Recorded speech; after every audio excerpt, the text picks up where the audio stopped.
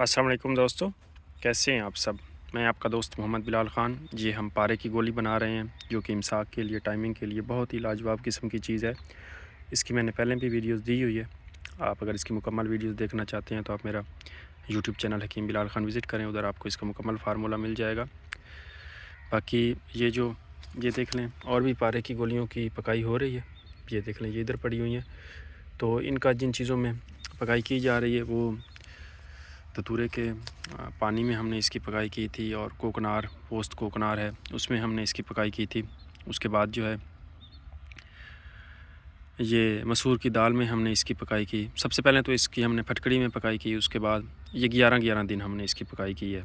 11 दिन फटकड़ी के पानी में, उसके बाद 11 दिन मसूर के पानी में, उसके बाद 11 दिन जो है मसूर की दाल में, और उसके बाद जो है माजू फल में, पोस्त कोकनार में। तो इसी तरह से इसकी मुकम्मल वीडियोस आपको मिल जाएगी। ये हर बूटी में हमने इसकी 11 दिन पकाई की है।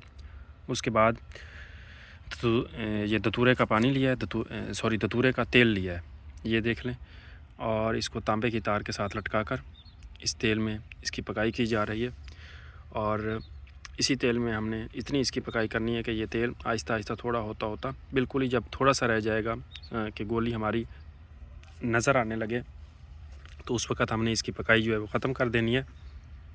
मतलब सारा जो तेल का असर है वो ये गोली पी जाएगी।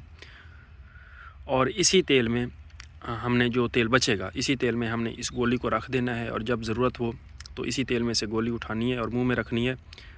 तो इंशाल्लाह जितनी देर ये गोली मुंह में रहेगी, आपका इमसाक टाइमिंग बहुत ज़्यादा रहेगी, और सख्ती पे ये बहुत ज़्यादा काम करती है। ये तो ख़ास तौर पर इसी मर्ज़ के लिए ही बनाई गई है, क्योंकि अजवाइन, खुरासानी, धतूरा हो गया, पोस्त कोकनार हो गई, और उसके अलावा माजू हो गया, तो ये सारी चीज़ें ही इमसाक पे काम करती हैं।